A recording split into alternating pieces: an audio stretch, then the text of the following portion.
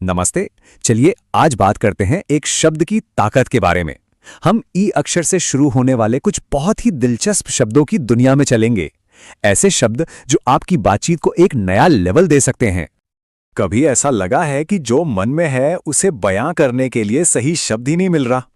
बस आज का हमारा मकसद यही है, अपनी वोकैबुलरी को थोड़ा और शार्प करना, ताकि हमारी बात में दम हो। दो शब्द हैं जो अक्सर लोगों को कंफ्यूज करते हैं, ईगोइस्ट और ईगोटिस्ट। सुनने में एक जैसे लगते हैं, पर इनमें एक बारीक सा फर्क है।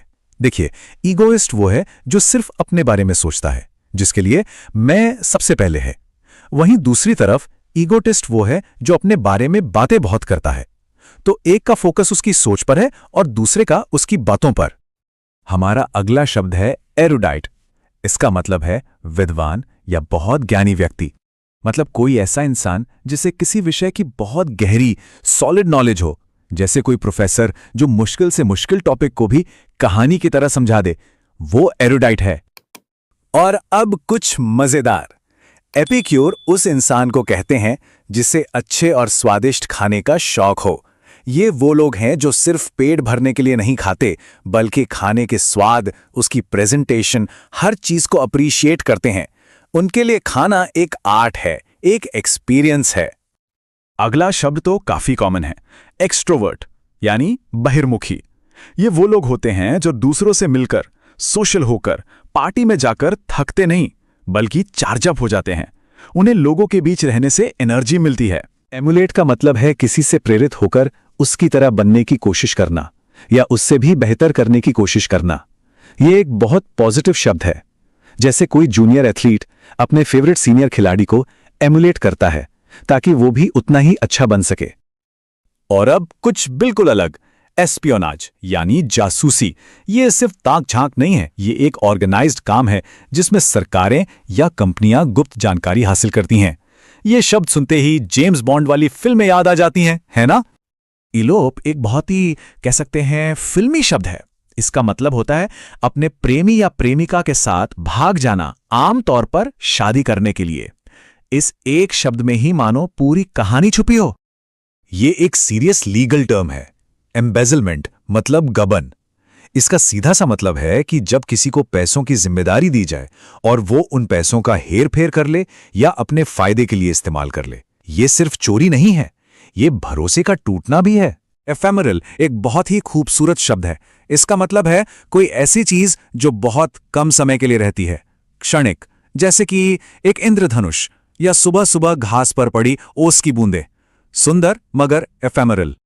इक्वानिमिटी का मतलब है मन की शांति और स्थिरता।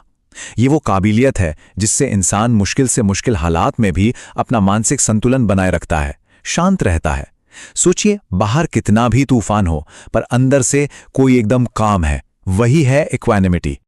एनवी सिर्फ बोरियत नहीं है, ये उससे कहीं ज्यादा गहरी फीलिंग है। ये एक तरह की मानसिक थकान और बेचैनी है जो तब होती है जब जिंदगी में कोई एक्साइटमेंट या करने के लिए कुछ मीनिंगफुल ना हो, जब सब कुछ ब्ला लगने लगे। ये स्लाइड एंडेमिक और एपिडेमिक के बीच का अंतर बहुत अच्छे से दिखाती है। देखिए, सीधी सी बात है, एंडेमिक वो बीमारी है जो किसी एक खास इलाके तक ही सीमित रहती है, मतलब लोकलाइज्ड है। जबकि एपिडेमिक तब होती है जब कोई बीमारी बहुत बड़े पैमाने पर एक ही समय में कई लोगों में फैल जाती है। तो एक लोकल है और दूसरी वाइड स्प्रेड।